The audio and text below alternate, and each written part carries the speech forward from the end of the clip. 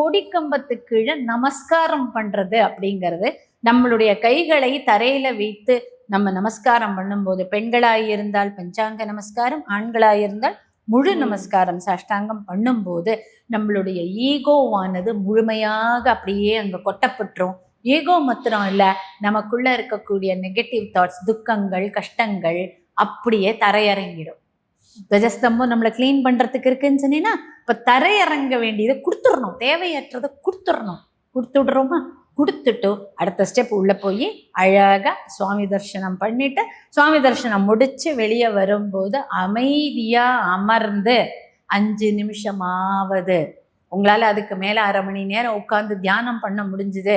தியானம்ங்கிறது எப்படி இருக்கணும்னா, எந்த கடவுளுடைய ரூபத்தை நீங்க அந்த கர்ப்பகிரகத்துல பார்த்தீங்களோ அதை மனசால அப்படி விஷுவலைஸ் பண்ணி பண்ணலாம், அதனுடைய மந்திரத்தை சொல்லி பண்ணலாம், இல்லை அதனுடைய அந்த அரூபமான ஒரு வைப்ரேஷன் வரும் நம்மளுக்கு, அதன் மேல கவனம் இருக்கலாம், நம்மளுடைய பிரார்த்தனை மேல கவனம் இருக்கலாம். ஏதாவது ஒரு கவனத்தோட அழகா அதை முடிச்சிட்டு நீங்க அந்த கோவிலை விட்டு வெளியே வந்து வீட்டுக்கு நேர போய் கால் கை கழுவக்கூடாது, வீட்டில் போய் ஒரு 5 நிமிஷம் உட்கார்ந்து அந்த எனர்ஜியை உங்க வீட்டில் ஸ்ப்ரெட் பண்ணுங்க.